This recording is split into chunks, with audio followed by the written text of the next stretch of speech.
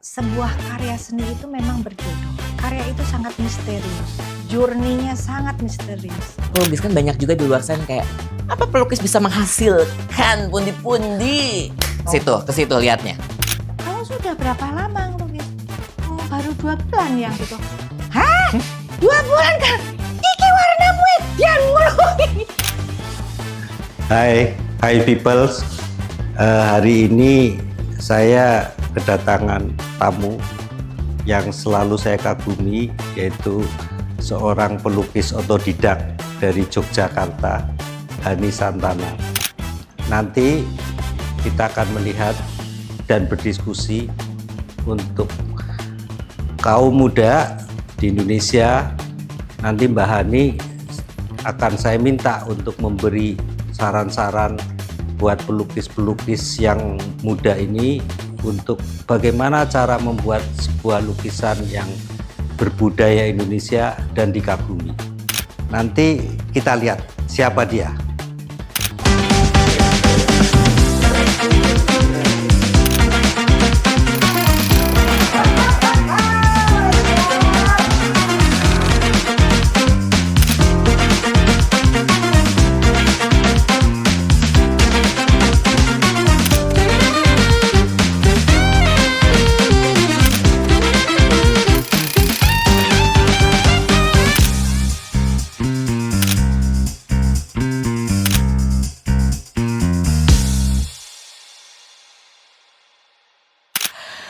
Halo people, selamat datang kembali di ruang penuh cerita yang kaya akan makna.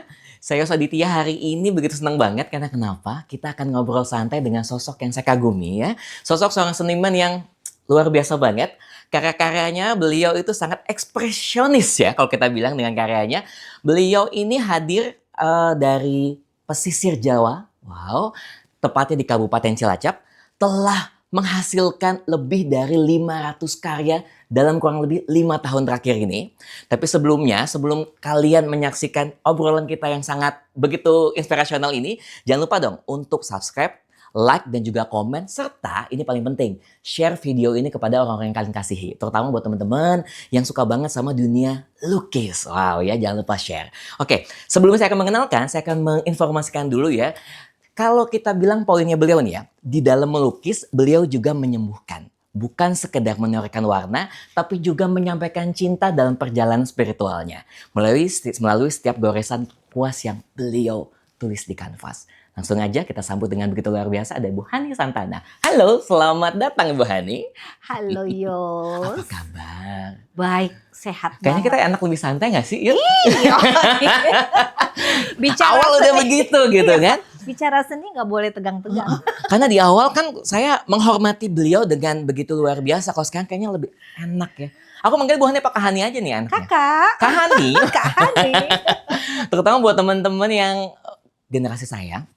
Yang seneng banget sama dunia lukisan. Ini langsung kenal saja sama sosok beliau. Ini kayaknya obrolannya tepat buat kalian. Tapi sebelum kita akan ngulik lebih lanjut lagi sama Kak Hani ini. Aku boleh tanya dong. Kak Hani kenal sama Pak Har tuh dari mana? Jadi ceritanya itu ada seorang anak mahasiswa isi yang mau menjelang tugas akhir. Waktu itu dia lagi berkunjung ke rumah. Ya melihat karya, ngobrol, diskusi segala macam. Terus gini, Bu, aku ada kenalan loh. Beliau tuh senang dengan lukisan bunga yang unik, bunga-bunga yang unik gitu. Terus, oh boleh dikenalin dong, aku gitu. Berkenalan pertama melalui dia. Terus kemudian ternyata Pak Hartono mengagumi karya saya, berjodoh dengan karya saya sudah beberapa. Ada diskusi kecil kebetulan yang kebetulan kok Pak Hartono merasa bahwa seharusnya begini, melukis tuh seharusnya begini sesuai konsep beliau gitu. Ternyata bahasa cinta kita klik, nyambung. Ada chemistry. Betul. Sejak saat itu diam-diam nih aku selalu mendoakan beliau gini ya. Bahwa sebuah karya seni itu memang berjodoh. Karya itu sangat misterius. Journey-nya sangat misterius. Misalkan ya, saya sudah nawaitu mau melukis ini. ada yang merequest gitu, yang senuansa begini ya. Belum tentu itu jadi jodohnya loh. Pernah saya melakukan itu, ternyata nurani nggak bisa. Setelah kita tidak deal bertransaksi dan itu ternyata diam-diam doa saya, langsung saya gebyur lagi. Bukan jodoh. Jadi saya percaya banget bahwa setiap karya yang dilakukan dengan kejujuran, dengan sepenuh hati, dengan jiwa raga kita, jodohnya akan ada sendiri. Jodoh akan ketemu sendiri ya. Ada. Kayak judul lagu saya ya, Afgan. Wah, jodoh pasti ketemu. Iya, Nah, benar. ini menarik kalau genre, kalau saya bilang sih karena film kayak genre lukisannya ekspresionis itu nggak bisa diatur gitu ya Bu. Betul, dan tidak bisa diulang. Ketika saat itu sedang apa yang dirasakan, di situ memulai melukisnya. Benar. Emosi, lagi marah, lagi senang, lagi happy, lagi jatuh cinta. Iya. Di situ. Dari warna, dari goresan, semuanya itu relate banget dengan apa yang sedang kita rasakan, apa yang sedang terjadi dengan pikiran kita, dengan gejolak kita, emosi kita. Jadi misalnya saya gini, Kak Hani, aku bikinin dong lukisan ekspresi yang lagi marah padahal dirimu lagi jatuh cinta. Ya nggak bisa. Nggak bisa ya? Ya nggak bisa lah. Gitu. Nggak bisa. Jadi apapun yang ingin dilakukan ya tergantung mood aku pada saat itu gitu ya. Iya, seru. Ya kalau Bapak itu kebetulan sudah ada 4 karya yang beliau koleksi.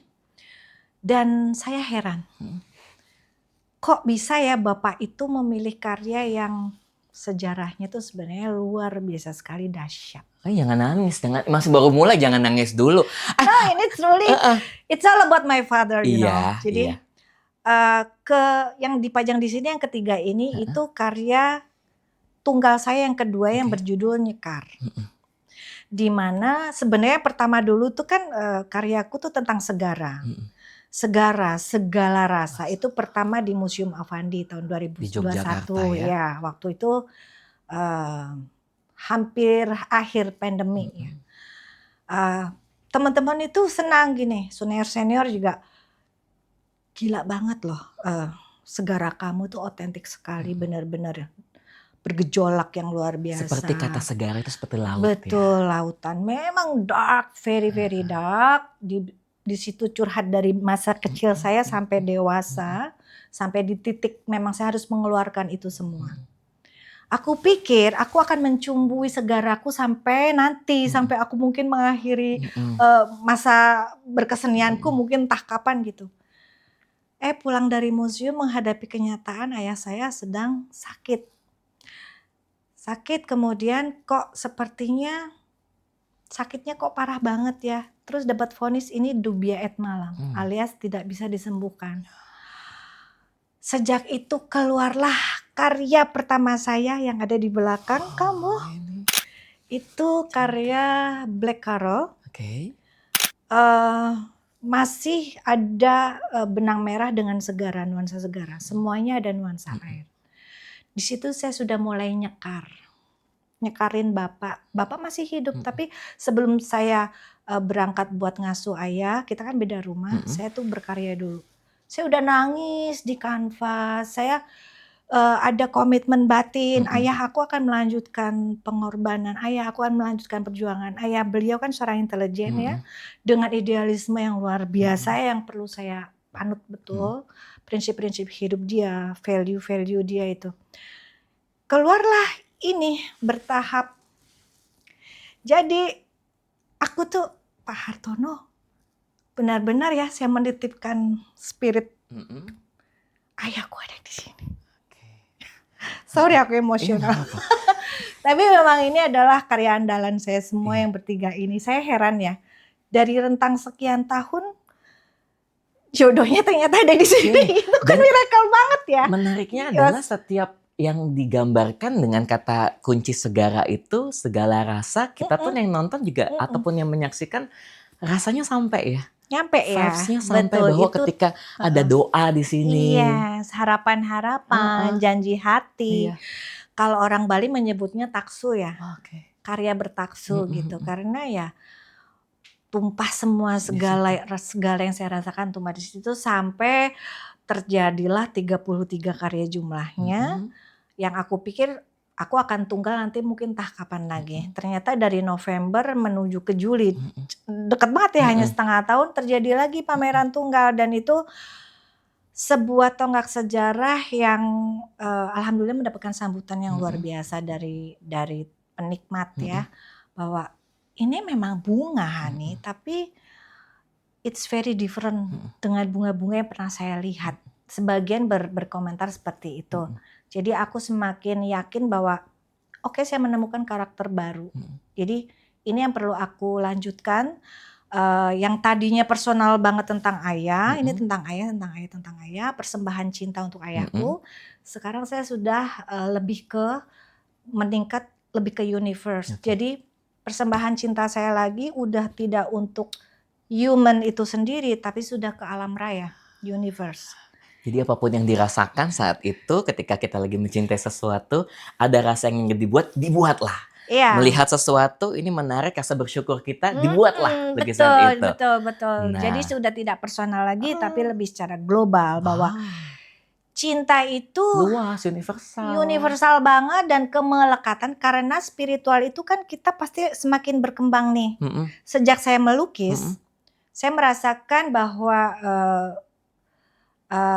pertumbuhan spiritual saya sangat luar biasa, dan ini membantu saya sedikit melepaskan kemelekatan terhadap duniawi. Bahwa aku tercipta sebagai seorang seniman ini as a giver, bukan taker lagi.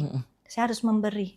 Jadi siapapun yang satu vibrasi dengan saya, insya Allah kita akan harmonis. Dan believe or not, Yos, yang mengoleksi karya saya, alhamdulillah orang-orang yang generous banget. Kan luar biasa, beliau ngoleksi langsung satu vibrasi cinta. Cintanya yang sama, cinta. frekuensinya sama. Tapi nih ya teman-teman nih, Highs People sekalian, aku mau ngasih tahu fun fact sama kalian yang ada di sini. Konon katanya, koreksi kalau salah, sebetulnya Kak Hani ini basicnya adalah bukan seorang pelukis, tapi seorang musisi. Betul atau salah? Kenapa ujuk-ujuk? Karena gini, sebelum dijawab, banyak yang mengira seorang pelukis, seniman lukis itu adalah genetik, bawaan lahir gitu. Tapi tidak dengan kakakku yang satu ini. Betul atau salah? Bener banget. Musisi yang tidak bisa main musik, yang tidak bisa bikin lirik lagu deh. Lalu menjadi penyanyi dan ikut band dan segala macam gitu. Ya, itu yang bikin aku galau. Ternyata setelah aku perform, sorry to say, aku habis orgasme di panggung nih. Pulang, I feel empty. Ini apa sih? Kok rasanya begini amat ya? Kok bener loh, bener. Kita di panggung, gitu. MC atas panggung, energi, vibes, tepuk tangan pas pulang. Ngapain ya? Ih, tadi ngapain sih? Gitu kan. Senang lagi kalau nunggu transferan, udah senang lagi sih. Tapi itu ternyata itu kosong. Aku kena apa? Terus bawaannya nih uring-uringan nyampah di Facebook. Hampir tiap pagi bangun tidur ada unek-unek nyampah di Facebook.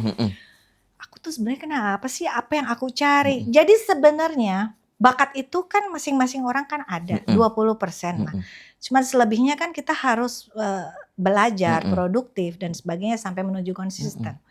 Yang terjadi sama saya itu sense of art sudah ada dari kecil. Jadi kakak-kakakku bilang aku tuh dari kecil tuh sudah abnormal sebenarnya. Pecicilan banget, hantu segara, tiap hari harus kena ombak. Kalau nggak ada yang nganter saya minggat naik beca, ya gitu-gitu. Sampai dicariin dulu. Ingat banget tuh. Terus nggak bisa diem, selalu ingin jadi point interest gitu kan. Mungkin sedikit otis tapi nggak konangan. Zaman dulu kan orang nggak aware ya. Pokoknya bocahku yang ngono kayak gitu ya. Pokoknya udah aneh gitu. Orang lumrah gitu kan. Ya udah, ternyata energiku terlalu berlebihan memang ya. Terus pas lagi udah bermusik pun seleranya aneh. Saya nggak mau di order nih, nggak mau di request, jadi anti requestan udah di booking. Maunya sesuai aku aja lah gitu ya nyanyinya ya. Lagu-lagu yang soul banget sama aku, yang tahu banget, yang aku paham banget. Loh piye tuh ya gitu, ya terserah kalau nggak mau juga nggak apa-apa gitu kan. Kita agak-agak bilingual ya teman-teman ya, bilingual Cilacapan gitu. Ada Jawa-Jawa. Terus karena aku hobi menyampaikan segala macam. ada temen yang peka nih. Mm-mm. Kamu tuh sebenarnya menyimpan kegalauan apa sih? Kok kamu kayak gini banget? Gak tahu deh, aku tuh ngobrol gini-gini. Kamu pasti bisa ngelukis deh. Aku gak belajar loh sama sekali. Nyeket saja aku gak pernah gitu. Pelukis itu kan mengekspresikan jiwa kamu, coba aja deh. Aku belum yakin tuh. Nah, pas tahun 2019 bulan 11 Maret ada teman senior dari Jogja. Ini kanvas. Ini cat. Dijejer banyak banget itu. Terus ya ini cat ini alatnya tuh palet, ini. Aku cuma cengok diem gitu loh, bingung mau ngapain kan. Aku harus ngapain? Yang lukis gambar apa? Ya terserah gitu kan. Ini gimana cara mikirnya? Gini. Akhirnya aku pakai tangan tak ciumin satu-satu itu. Oh baunya begini. Itu karya pertama saya ada di Cilacap. Kok lama-lama asik ya mainin nimpa-nimpa warna gitu. Gak kerasa tahu-tahu udah sore. Itu udah satu poin bahwa aku bisa menikmati waktu satu hari dengan berkualitas nih. Saya gak mikir ABCD yang gak penting gitu kan. Besoknya datang lagi sampai 2 minggu. Aku dapat 5 karya. Jujur banget karya itu. Kok asik banget ya. Jadi gak ada gurunya itu? Gak ada. Adapun teman senior saya itu hanya lihat, aku kok gak diajarin. Kan aku bilang, kamu bisa. Kamu seniman. Jadi kamu gak perlu belajar. Kamu akan menemukan titik di mana kamu akan menemukan guru sejati kamu. Bingung lagi tuh. Apa sih dia ngomong apa gitu. Kalau filsuf ya gitu ya. Udah kan. Berlangsung waktu, aku pulang ke Cilacap. Malam itu juga saya mulai bermimpi. 1 malam, 2 malam, 1 bulan setiap hari saya mimpi melukis bersama para maestro yang udah pada meninggal. Dengan Avandi, dengan Hendra Gunawan, dengan Pak Joko Peke waktu itu masih hidup. Dan kok aku tiap hari diabsenin dengan ini tadi semalam ngelukis sama siapa. Gini. Jadi aku sampai bangun tidur kayak capek banget. Akhirnya aku nyerah. Aku tiap hari udah ngimpi. Nah mulai edan gue. Mulai gila kamu. Aku tolong dipesenin material yang speknya sesuai dengan aku. Cat-catnya sekalian. 1 truk datang saya impor dari Jogja. Itu di teras. Udah sampai males mandi. Sampai males makan. Saat itu tiba-tiba dalam waktu 1 tahun tercipta 200 karya. Dalam 1 tahun itu ketika masa pandemi ya? 2019 belum. Sampai 2020. Oke. 200 karya. 200 karya tanpa guru, gurunya diri sendiri. Ya. Dan juga mimpi-mimpi serta wangsit itu. Yes. Jadi karya 200 itu dan semuanya adalah penggambaran dari emosi. Ya, jadi kayak belajar di bawah alam sadar ya. Terus tapi karakternya tadinya kan dari udah awal. kebentuk belum itu ekspresionis belum. Jadi tapi udah ekspresionis banget. Terus garisku udah mulai kelihatan, bantingan garis dan sebagainya udah mulai kelihatan. Oh oke, 200 karya 2020. Kemudian diajak pamer 2019 baru 2 bulan diajak pameran bareng waktu itu ulang tahunnya Mami Kartika Avandi. Dan gak sih itu udah bahasa aku ya. Aku tuh kok sopo ngono loh. Iya. Aku tuh naif banget kan. Naif banget. Aku tuh bener-bener gak tahu bahwa ini sesuatu yang besar itu gak paham. Kalau kita paham mungkin aku akan grogi. Mundur gitu akan, ya. Bisa akan jadi minder mundur. Gitu. Ya senang aja sih diajakin narsis. Diajakin itu kan. Namanya juga pelukis ya pameran dong. Diajakin. Waktu itu wah nama-nama besar ya ampun aku dengan polosnya loh. Terus orang yang pertama kali mendekat ke saya bertanya itu almarhum Eyang Joko Pekik. Gini, Dok, karyamu yang mana? Di sana ya. Aku tolong diantar ke sana kan udah tertatih-tatih beliau. Ini loh yang karya Hani. Kamu sudah berapa lama ngelukis? Baru 2 bulan yang gitu. Hah? 2 bulan kan? Iki warnamu edian ngono. Iki bagus, siapa yang ngajarin kamu? Gak ada yang ngajarin, yang belajar sendiri. Aku harus ngobrol sama kamu. Aku langsung didudukin, aku langsung dikasih nasihat macam-macam. Hani, percaya sama aku. Kamu tidak akan mungkin bisa berhenti. Ini udah kelihatan, beliau kan sudah maestro, bisa melihat. Bisa melihat. Jadi tolong ya, jadilah batu yang besar, batu yang kuat supaya kamu tidak terbawa arus. Jadilah besi tempa supaya kamu tidak mudah dibengkokkan. Paham ya?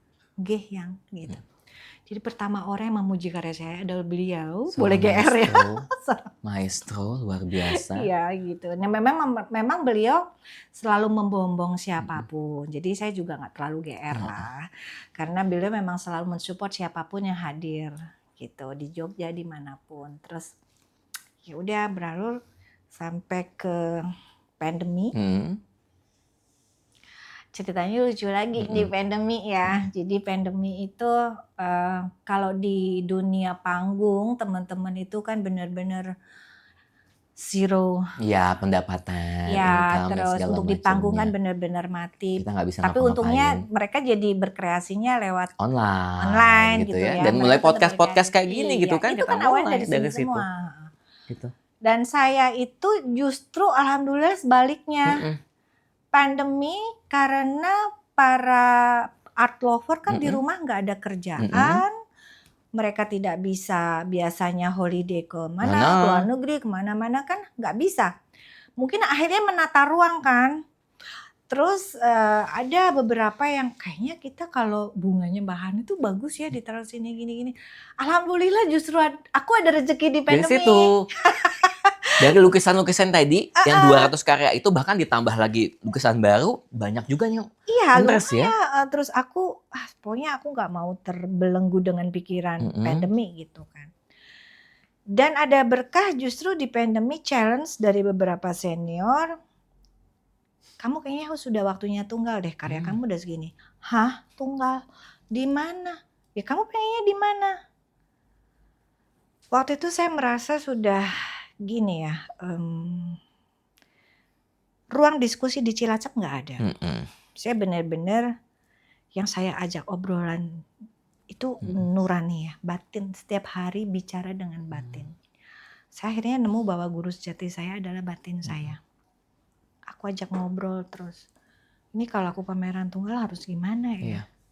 Diskusi dengan teman-teman senior di Jogja juga. Dari 250 karya yang sudah saya ciptakan, belum worth it untuk saya angkut ke pameran tunggal. Oh tidak, sekali belum. Saya sangat tahu diri, ini Jogja loh. Kawah Chandra di mukanya. Bukan di situ, para seniman-seniman besar gitu kan. Terus Hani pengen di mana? Aku kepengen di tempat yang representatif, yang netral gitu. Karena di Jogja kan banyak sekali galeri ya. Tapi saya pengen yang netral, yang semua orang itu tidak segan untuk masuk gitu kan. Pertama aku nemu di Sono Budoyo. Kena PPKM. Seminggu sebelum hang karya, aku kena PPKM. Down banget. Aduh, saya sudah di ACC, persiapan udah 90%, tinggal masang panel waktu itu. Ya sudah deh, belum rezeki tahun depan aja. Itu harusnya di bulan Juli 2020. Di bulan September awal kalau nggak salah, bangun tidur tiba-tiba saya tantrum. Entah suara alam apa yang bikin aku pagi itu bener-bener nggak bisa tahun depan. Aku langsung telepon teman. Aku hari ini juga harus dapat tempat. Mas Yoneng alun-alun masalah. Kenapa? Harus tahun ini juga. Feelingku lost dengan karya-karyaku yang udah aku bawa, Segara kan. Karyaku aku nggak ada chemistry lagi, bahaya banget. Aku nanti mau bicara apa di depan publik gitu kan. Ya udah oke. Dilalah Mami Kartika bertanya waktu itu. Kayaknya Hani mau pameran tunggal, tapi kok anteng ya, nggak ada kabar lagi. Gimana ini gitu? Ya itu Mi, Hani itu kena PPKM di Sono Budoyo. Oh gitu. Aku udah lihat karyanya, aku seneng karyanya. Udah Museum Avandi buka. Setelah pameran Hani kita tutup lagi. Padahal beliau kan berkomitmen di Asosiasi Museum Indonesia itu dia 2 tahun harus tutup museumnya. Thanks God ya, rezeki. rezeki ya. Rezeki, jadi saya diboyong lah ke Museum Affandi waktu itu bulan November, pas ulang tahun saya 5 November. Wow, Scorpio. Iya, jadi Scorpio tuh harus ya. Scorpio harus banget, Harus naga banget lagi. ya kan, harus ketika memang maunya harus. Berarti gitu ya Kak Hani ya. Ketika sosok seorang Kak Hani, masa yang berkesan ketika menjadi seorang pelukis adalah ketemu dengan para maestro-maestro yang dikagumi. Iya, Gak cuma ketemu alhamdulillah. dari mimpi, bisa ketemu langsung. Itulah bahasa cinta yang Iya tidak kan? bisa dibohongin kan. Dapat suggest, dapat saran dari iya. mereka gitu. Dan serunya adalah ini kita jadi ini ya, jadi bahan apa? Kalau saya bilang ya, jadi bahan semangatnya buat kita anak generasi muda. Kita karena gini Kak, aku nggak tahu mulainya dari mana. Ternyata Kak Hani bisa menjawab bahwa saya aja nggak tahu mulainya dari ngelihat kanvas, ngelihat cat, cuma main-main pakai tangan, jadi 200 karya. Iya. Makanya ini jadi menyemangati buat kita semua ya. Ya, intinya gini, bahwa sebagai pengkarya kita harus berada di ranah kejujuran. Antara karya, pikiran, jiwa, statement kita sejalan. Itu aja. Jadi kalau saya tidak pernah berpikir ribetnya teknik, ribetnya garis, ribetnya coloring gitu. Semuanya mengalir begitu aja. Benar-benar natural ya. Seininya aku, se-vibes-nya, Betul, energinya betul. aku. Dan kita bagaimana cara menjaga vibrasi itu tetap on the track gitu, dan selalu menggali kegalauan. Karena itu modal dasarnya seorang ekspresionis ya. Kalau kita berada di zona nyaman, blank, hilang. Iya, tiba-tiba kita ada di situ dan harus pakemnya harus itu. Iya kan, kalau Kak Hani punya pakem nggak sih dan menulis? Melukis gitu? Enggak ya? Enggak ada pakem. Jadi aku harus selalu berada di zona emosi yang random banget ya. Syukur-syukur. Jadi kalau kayak sekarang nih, aku lagi di fase happy karena aku ada cucu gitu ya. Mau dipaksain ya susah juga gitu. Diajarin juga nggak cucu? Ya belum dong, baru 3 bulan. Nah, aku juga mau nanya juga sama Bu Hani sini, buat teman-teman juga kan. Tadi kalau kita bilang berarti kurang lebih 5 tahun ya, 5 tahun ke-6 lah. 6 tahun menjadi seorang pelukis. Ketika di awal berpikir bahwa benar ini jadi pelukis nih gitu kan, sampai titik menjadi profesional. Langkah-langkah apa nih yang bisa dibagi sama teman-teman di sini? Bahwa oke, ini profesional. Oke, jadi awalnya itu nothing tulus banget. Seperti aku bilang, bodoh, naif, polos banget. Aku hanya sederhana banget. Seru kali ya nanti kalau di rumah aku ada lukisan. Ini loh Eyang dulu yang lukis nih, Eyang Putri gitu kan. Ada legasinya. Betul gitu kan. Ini seneng aja aku punya karya otentik keluar dari diri aku sendiri gitu. Lama-lama aku tidak pernah punya ekspektasi apapun sama sekali. That's why kalau aku selalu ditanya sama teman-teman muda, Ibu caranya untuk bisa konsisten gimana sih? Tidak ada teori buat aku, tapi kalau aku teruslah berkarya sampai kamu merasa edik di situ. Sehari tidak melakukan kamu pusing, ya udah lanjutin. Itu udah tanda bahwa kamu tuh udah menyatu dengan apapun hobi kamu, passion kamu.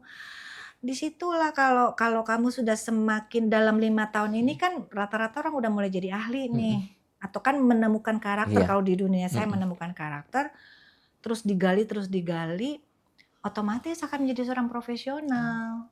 Dari pameran tuh pameran gitu kan. Isme di diri aku, idealisme juga semakin mengerucut. Sebenarnya saya siapa gitu kan, arah berkesenanganku tuh mau kemana gitu. Itu semua masing-masing punya. Jadi kamu nggak perlu jadi aku, kamu nggak perlu jadi aku. Jalanin aja, nanti kamu ketemu jodohnya pameran di sana. Karakter kamu akan seperti apa, itu semua masing-masing, tidak bisa disamakan. Menerima kritik nggak sih? Ya jelas dong. Apalagi dari senior ya. Nah makanya kan buat teman generasi muda sukanya ada idealis ketika mendapat kritik tuh kayak nggak mau, gue harus tetap dengan gaya gue sendiri. Kalau Bu Hani tuh? Tergantung. Kan jadi kita menerima insight. Ya dari banyak orang, dari banyak senior. Nggak apa-apa, itu kan opini. Jadi selebihnya itu nanti nurani akan menyaring kita. No Hani, kamu tuh kesini, kamu stay di sini aja udah gitu. Itu butuh waktu memang. Awalnya gini, emang iya ya begini-begini ya. Pusing juga. Pertama, wah banyak banget sih itu berdarah-darah banget sih dari awal 1, 2, 3 tahun itu berdarah-darah banget. Terus lama-lama ya sambil memoles diri deh, kayaknya better begini deh. Harus ke sana, harus ke sini. Tapi tetap nurani itu yang akan menggiring kita bahwa Hani Santana tuh begini. Sudah. Karyanya ini, hasilnya ini bisa dinikmati, tapi juga tetap apalagi dari senior-senior. Dan harus diperjuangkan. Harus diperjuangkan. Ngomongin diperjuangkan ya teman-teman ya. Kan kalau seorang pelukis itu ada sebuah karya. Pernah rasa sedih gak sih karyanya dilepas? Atau gak bisa, ini karyanya harus tetap sama gue gitu biasanya? Banyak. Terus Banyak. orang mau beli gitu, orang udah tertarik tapi no enggak. Yang lain Ada aja. beberapa Ada sih. gitu. Ya aku jujur aja iya sih. Makanya udah ada yang mau deal nggak jadi, udah nggak mau gitu. Pernah kayak gitu? ada pernah kejadian seperti itu. Kok juga. iso? Kalau kejadian itu lebih ke nuraniku yang nggak bisa menerima. Ya, waktu itu, Hani kamu nggak begini caranya gitu loh, gitu. Jadi ya ada sebuah kisah yang ceritain dong kisahnya dong. Aku kayaknya nggak bisa diorder yang begini persis ya. Aku kok kayak mengkhianati ekspresifku gitu ya. Yang nggak ngerti sih, mungkin seharusnya boleh-boleh aja mungkin ya. Tapi so far aku belum bisa sih. Jadi kalau nuansanya mirip begini, cuman gimana sih biasa ngelukis karena itu adalah ruang curhat tiba-tiba diorder. Jadi, kayak Yos bisa ngerasain nggak? Kan kayak dibuat-buat banget. Iya kayak tadi di telepon, Mas Yos bisa agak anteng nggak MC? Enggak. Enggak, ganti host aja aku. Ya kan kita suka begini dan ternyata kalau kayak gini lebih nyambung, MC lebih enak gitu ya. Bener. Jadi ya saya berharapnya gini, bahagia dong pada saat kita berkarya ada yang mengapresiasi. Betul. Oh pasti ya. Artinya begini, kehadiran saya diterima. Iya kan,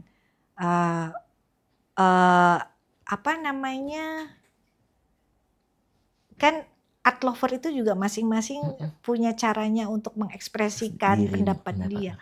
Pernah loh aku di sebuah pameran ada seorang kolektor datang, ih cakep banget nih orang. Tiba-tiba dong dia maki-maki gue, gini, karya gelap-gelap begini kalau di Feng Shui saya nggak bagus ini. Dan orang-orang di sekitar saya itu udah panik, wah Mbak Hani pasti marah nih. Aku, hi thank you so much gitu. Sampai jumpa lagi ya. Terus aku kayak nggak ada apa-apa ngobrol-ngobrol lagi. Bener, kalian kok pada diem gini? Mbak Hani nggak apa-apa. Loh, karya kalau sudah dipersembahkan untuk publik, ya ini salah satu resikonya dan kita nggak perlu diambil tersinggung atau apa. Jadi tidak boleh ada kemelekatan lagi, validasi bahwa karyaku bagus. Harus bagus, tolong dipuji, nggak gitu ya? Udah lepas dari kayak gitu. Saya sudah tidak memikirkan itu. Suka tidak suka, monggo mau punya perspektif apapun, silakan. Yang penting saya sudah mendirect bahwa karya ini tentang apa gitu. Itu pun sebenarnya kembali ke penikmat juga gitu. Nah, ya itu tapi berat juga untuk menuju fase itu, pasti semua orang pengen validasi. Betul. Manusiawi banget ya. Tapi dalam hal pengkaryaan saya sampai di titik ini saya sudah melepaskan itu. Nah ini gimana nih mengolah dari emosi menjadi sebuah karya, itu ada momen-momen tersendiri gak sih? Ya pasti. Ketika karya itu gini, hari ini kan emosi kita kan mood kita berubah-ubah nih Kak Hani ya. Hari ini bisa jatuh cinta, besok bisa marah. Gimana mengolah hati ketika karya yang ingin diciptakan itu di waktu yang tepat? Oke, saya mau membuat sebuah karya dengan emosi ini. Tapi tiba-tiba emosinya berubah. Nah itu pernah. Jadi kalau di konsep pengkaryaan aku gini, ini kan emosi yang besar sekali apapun itu. Pada saat saya sedih, memimiskan, saya ingat anak satu nih, dia sedang berada di fase kehidupan dia yang aku ingin ekspresikan di karyaku. Jadi paling tidak itu 75% sudah hadir di kanvas. Kalau aku capek, aku rileks sebentar, untuk sekedar finishing. Tapi kalau belum pernah terjadi, baru 50% nih, aku tinggal ambiar, hilang loss. Hilang. Aduh udah hilang nih. Iya. Akhirnya aku tutup Moodnya lagi. gitu Ya, ya. moodnya udah hilang. Jadi nggak bisa dipaksain. Berapa lama biasa dalam satu karya waktunya? Kalau yang serius, secara teknis ya, Mm-mm. kalau yang serius itu bisa 2 minggu, 3 minggu tergantung cuaca. Karena teknikku kan kayak petani garam, siram-siram sampai Siram. gosong. Aku kalau mau pameran tunggal serius gosong banget sumpah. Eksotis ya. Nah, kan? Apalagi Bener-bener pesisir laut berjemur. ya. Bener-bener berjemur. Berjemur jam 12 siang, keganggu nggak peduli. Lari, kepiur lagi. Nanti lihat lagi dari jauh apa yang perlu ditambah, baru finishing di studio. Wow. Anytime bisa. Tapi untuk menghadirkan garis emosinya itu anytime, Dengan alam. 24 hours. Dan dengan alam, Kapanpun dengan datang. matahari, Iya, dengan iya. laut Betul gitu banget. ya. Kadang saya hujan-hujanin juga. Hei, nggak masuk angin itu lukisannya. Minta keroan. Tapi menarik loh ya. Aku baru tahu. Seorang Kahani itu ketika melakukan proses awalnya adalah langsung benar-benar di alam. Yes. Inspirasinya dari situ. Iya. Jadi emosi sama alam jadi satu di situ ya. Wow. Ya, sekarang jadi memang harus rajin-rajin ngobrol sama semesta. Believe or not, semakin sensitif dengan kehadiran entitas-entitas yang tadinya aku cuek gitu kan. Misalkan ada pertanda-pertanda apa, itu bukan karena aku sok jadi supranatural ya, beda loh. Tapi karena kita sudah melatih intuisi itu tadi. Jadi otomatis sensitif kita juga akan berkembang. Dan di melukis ini mengajarkan itu. Iya. Mengembangkan apa dari dalam hati. Kalau kita bilang indra keenamnya tuh kebuka gitu. Ya kurang lebih begitu ya. Kalau orang nyebutnya indra keenam, karena sebenarnya kita terlatih untuk lebih peka ya. Peka dengan vibrasi-vibrasi. Bisa ketemu dengan Yos langsung klik, kita berarti satu warna nih. Dengan siapa. Kalau ketemu orang nggak nyaman, ya udah better kita diem. Berasanya ngobrol jadi enak gitu ya. Yang lain mah nontonin kita aja di sini ya. Lebih nyambung. Apalagi kayak tadi ketemu sama Pak Har, ternyata frekuensinya sama. Ya kan, emosinya dapet. Iya, betul. Berarti kayak lukisan ini bisa dilepas sama beliau. Tapi kalau tidak vibrasinya nggak nyambung, nggak mau gitu. Nggak mungkin. Jadi yang terjadi sama aku smooth sih ya. Pelepasan karya-karya itu memang udah semesta yang mengatur. Ini jodohnya beliau. Tapi ada juga yang harus saya keep untuk filing ya. Sejarah dari pertama saya berkarya sampai sekarang itu yang benar-benar match banget dengan perjalanan itu aku harus simpan untuk diarsipkan ya. Untuk kita kan edukasi banyak mahasiswa isi juga, kadang-kadang ada yang berkunjung juga gitu. Kayak kemarin bikin katalog anotasi dari awal berkarya sampai terakhir. Anak-anak semester 4 isi ya, tata kelola isi itu juga di rumah. Filing tebal banget bukunya. Jadi pengajar juga sekarang ya? Bukan mengajar tapi lebih ke shorts ya. Aku udah jadi narasumber. Keren buat, kan? Yang dimana dari otodidak ke kampus, yang dimana notabene kampus besar Jogja. Ironis isi. Wey. Amazing banget itu kadang-kadang. Wow. Aku ini yang merekomendasikan siapa? Sampai sekarang nggak tahu. Mereka semua diem. Isi loh. Kamu nggak tahu, cuman googling kalau Indonesia dari luar Indonesia ya. Itu adalah kayak patternnya seniman-seniman besar ada di situ. Dan seorang Kahani menjadi pembicaranya di sana. Mereka yang datang ke rumah ke studio. Di Cilacap? Di Jogja. Di Jogja. Saya kan di Jogja di mana? Baru 2 tahun ini di Godean. Boleh mampir ya? Boleh dong. Alamatnya ada di sini, tolong nanti. Tim editnya akan bingung nanti. Santana Art Studio Jogja, ada 2 alamat, Jogja dan Cilacap. Jogja dan Cilacap. Kalau mau langsung melihat alamnya ada di Cilacap. Yes. Jogja ngelihat Vibes Magisnya ada di sana. Gitu. Ya, tempat ngamuk. Makanya di situ. Kak, aku balik lagi deh. Kan kalau tadi kita ngomongin tentang pandemi itu, awal terbentuknya sosok Kahani itu dari pandemi. Iya. Terus kalau ngomongin tantangan malah bukan tantangan, itu malah jadi satu berkah di pandemi itu. Iya. Tapi aku balik lagi pertanyaannya, ketika menjadi seorang pelukis, tantangan dan hambatannya apa? Tantangannya itu adalah melawan diri sendiri. Wow. Musuh paling berat di aku tuh diriku sendiri.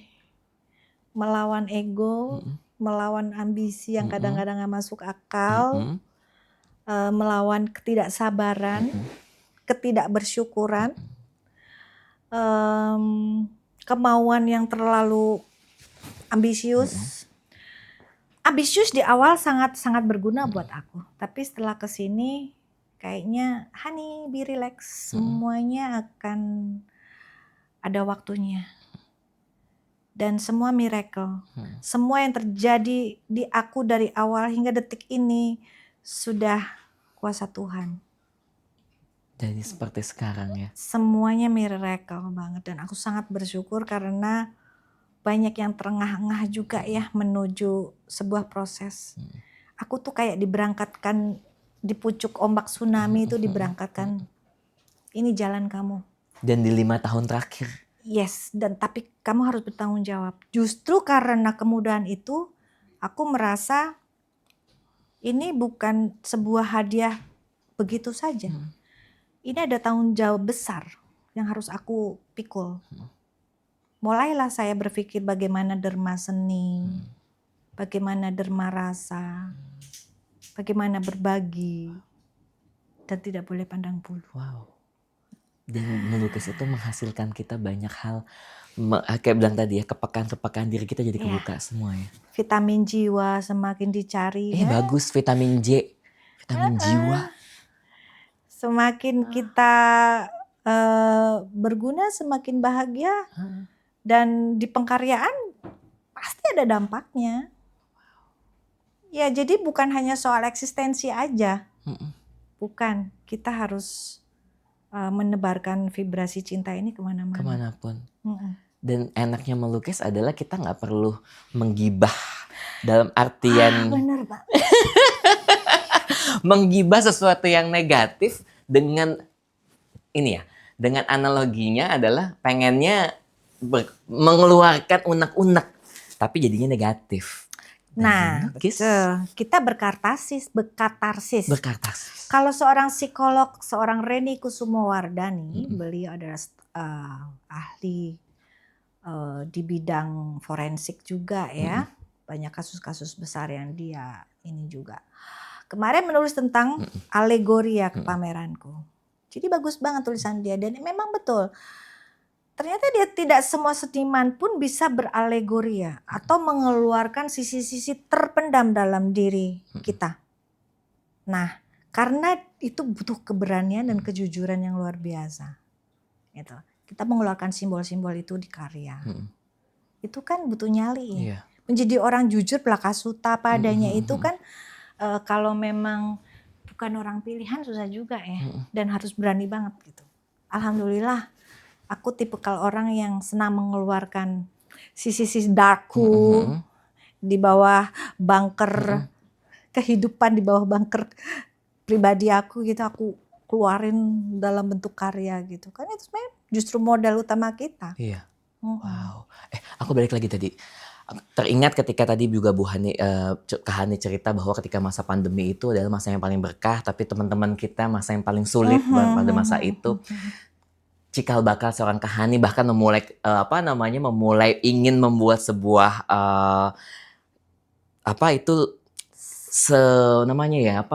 karya tunggal solo exhibition itu di masa pandemi. Tantangannya diceritakan, hambatannya apa aja Kak pada masa itu? Kalau ngomongin berkah tadi banyak nih, ada hambatan nggak?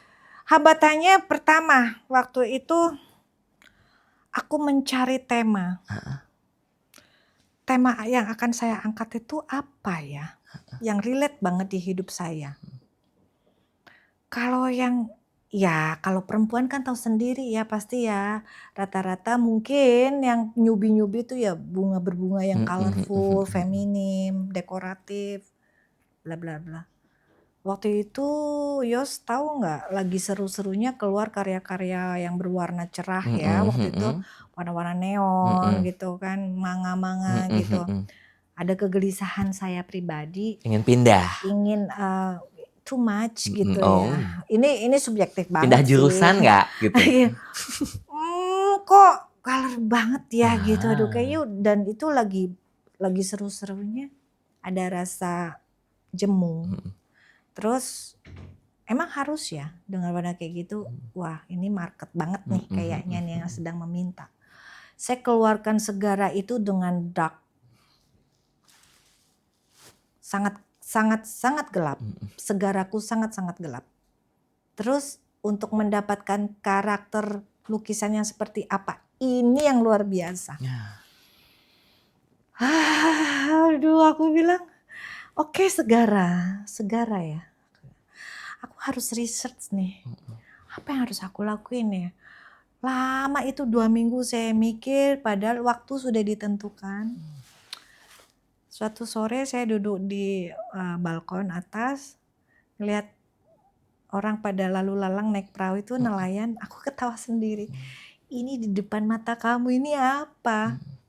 Ini udah materi yang luar biasa gitu. Dari situ aku kepancing, inget masa kecil, inget saya juga ditinggal berlayar sama suami, selalu sendirian, berjuang seorang diri, membesarkan anak-anak gitu kan.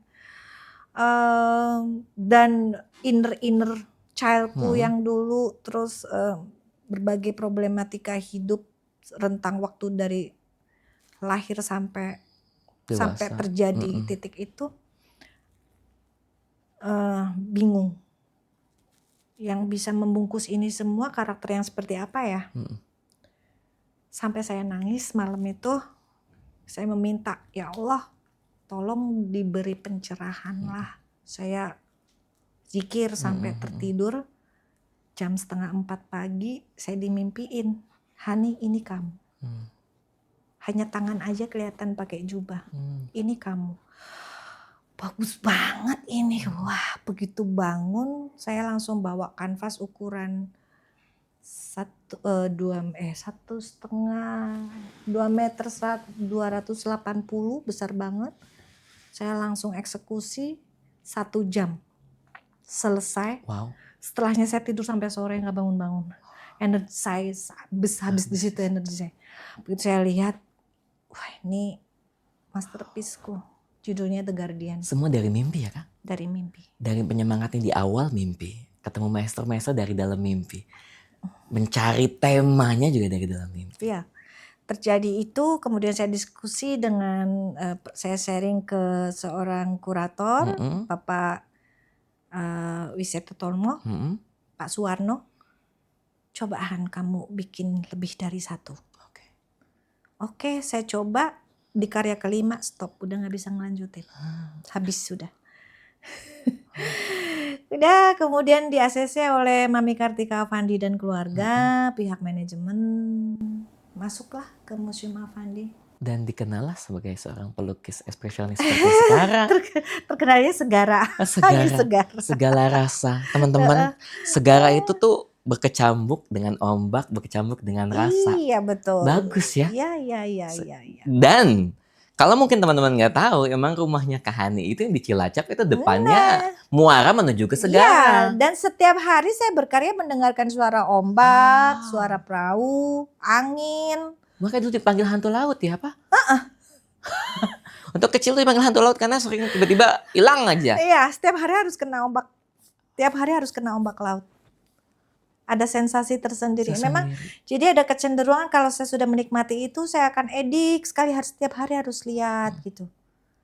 Itu monyet, kereta. Enak banget monyet gitu ya.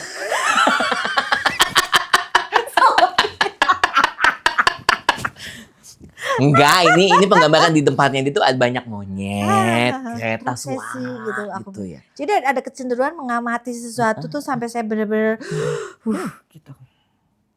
Kan nggak normal ya itu kalau buat anak tapi kecil. malah bagus loh. Aku baru baca ada satu buku, sekarang tuh kita tuh orang yang di era sekarang itu nggak pernah sadar dengan apapun yang kita lakukan dan kita lihat.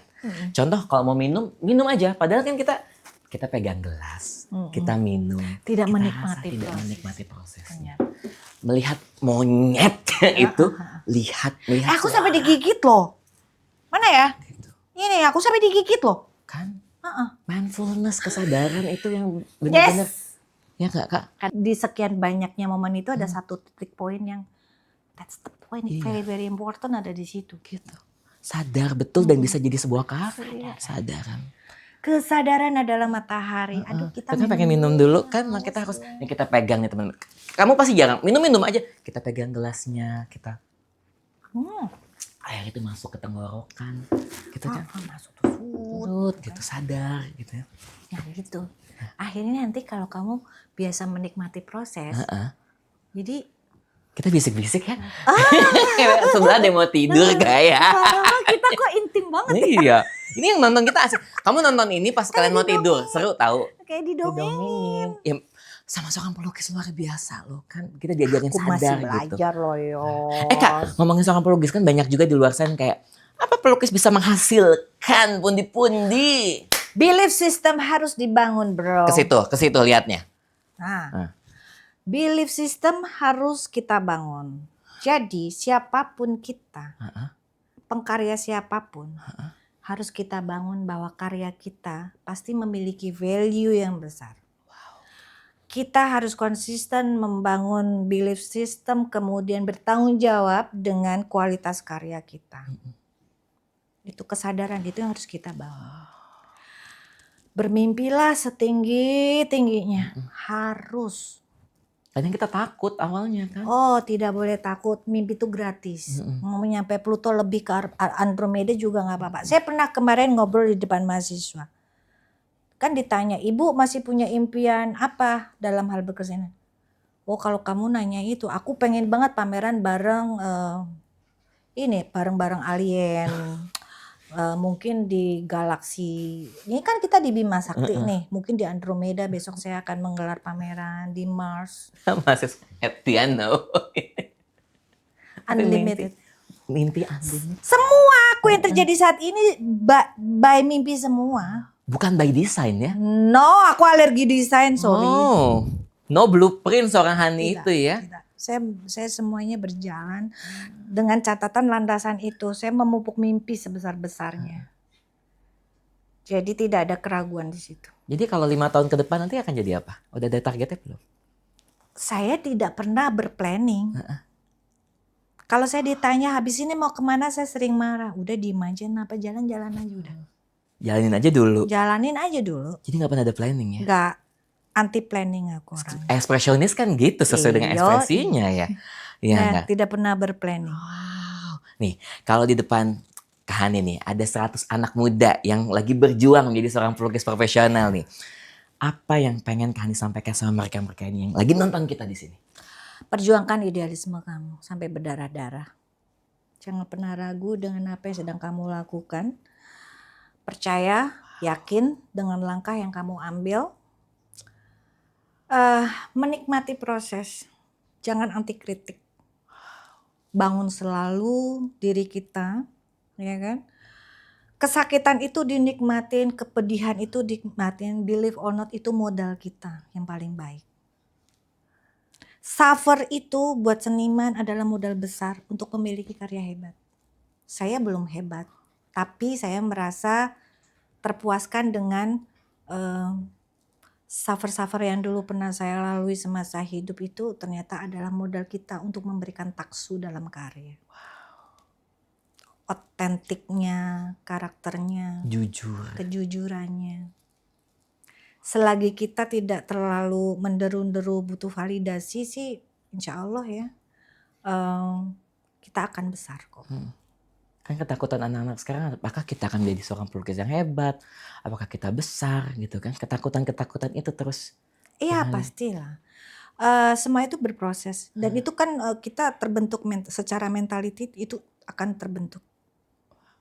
Bahwa keyakinan itu prosesnya memang tidak mudah. Tapi peganglah. Memegang keyakinan itu ibarat kita kadang juga kayak megang mata pisau. Kadang sakit banget. Tapi percayalah, kalau kamu diiringi dengan keyakinan dan kepasrahan dan semeleh, akan sampai. Ya, kenapa tidak? Itulah seni ya, nggak cuma keindahan visual. Tapi bagaimana kita bisa mengimplementasikan atau bisa mengejawantahkan bahasa saya itu dari kejujuran, ketulusan, keberanian. Sekarang aku tanya deh sama El, dari musik aja yang melegenda deh. Backgroundnya seperti apa sejarahnya? Gak ada yang awalnya di zona nyaman, gak Iya, ada. nggak ada ya. Pelukis hebat semuanya berada di zona yang tidak enak. Dipecut dulu. Kayak Kak Hani kan dari rasa kehilangan gitu ya. Banyak sekali. Dari rasa sakit, rasa ketidaknyamanan. Dibully se-Indonesia Raya. Pernah? Pernah dibully. Jadi thumbnail nih. Pernah? Pernah. Kapan? Di mana? Han itu siapa sih? Backgroundnya apa? Dia otodidak gitu, nggak belajar dari akademisi.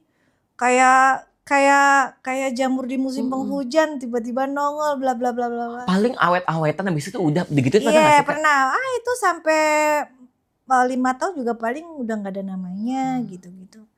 Itu jadi pecut positif buat aku. Gitu loh. Bukan aku lantas, saya tidak mau ngambil pusing. Back off semua, yang penting aku berkarya aja deh. Berkarya aja sudah, nggak usah mikirin yang lain-lain. Berkarya tanpa memikirkan orang lain, tutup telinga, tutup mata, gunakan tangan dan rasa. Iya benar. Gitu Iya, ya. keluarkan energi positif kita berkatarsis, kita beralegoria.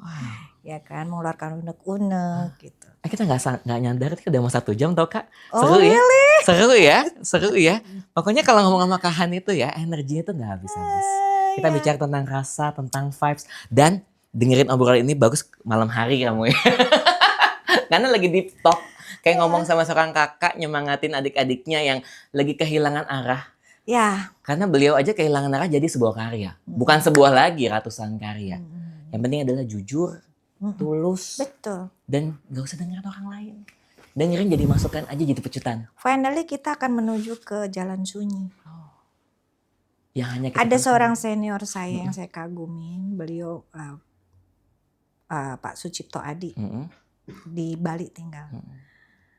Saat ini mungkin kamu banyak yang tepuk tangan, Hayo Hani semangat berkarya, someday mereka semua akan meninggalkan kamu, ya kan? Tapi itu adalah anugerah, karunia loh Hani. Kamu nantinya akan kesepian, kamu akan jalan sendiri. Tapi di situ justru kesempatan kamu untuk semakin fokus ya, menggali semuanya dalam pengkaryaan. Dan ternyata itu benar. Dan ternyata tidak sesederhana itu. Proses itu ternyata, banyak sekali jawaban-jawaban yang aku temukan dalam prosesnya. Benar banget ya, ini jalan sunyi gitu loh. jalan sunyi dan menunggu. Yang kita nggak butuh crowd lagi, Iya. kita udah nggak butuh validasi Capek lagi. Tidak harus berkelompok-kelompok dengan siapapun, benar-benar netral, tidak memihak sana, tidak memihak sini, tidak berkomplot sana, berkomplot sini gitu kan. Jalan sunyi malah Single menemukan fighter. jati sendiri dan menjadikan sebuah karya yang Iya. dicintai. Iya. Kak Hani, terima kasih ya udah Terima sama kami di kasih sini. Yos, Jangan sudah kapok kita ngajakin ngundang-undang. ngobrol. Sekali lagi teman-teman, terima kasih sudah selalu stay tune sama kami. Dan jangan lupa dong ya, kasih komen-komen positif, subscribe-nya jangan lupa, kasih tombol lonceng. Tombol lonceng supaya kamu tahu ada konten-konten apa lagi sih di Heights Media kita, di Heights podcast kita. Karena banyak banget Kak berita-berita Oh iya. inspirasional. Dan macam-macam sekali. Macam-macam. Kita nggak cuma ngomongin tentang lifestyle, apa segala macam deh kita bahas, terutama untuk membangun semangat kamu sebagai anak-anak muda Indonesia. Yes. Saya Saditya pamit, terima kasih Kak Hani, terima kasih juga buat semua teman-teman Heights People. Sampai ketemu lagi di podcast kita berikutnya. Sampai jumpa.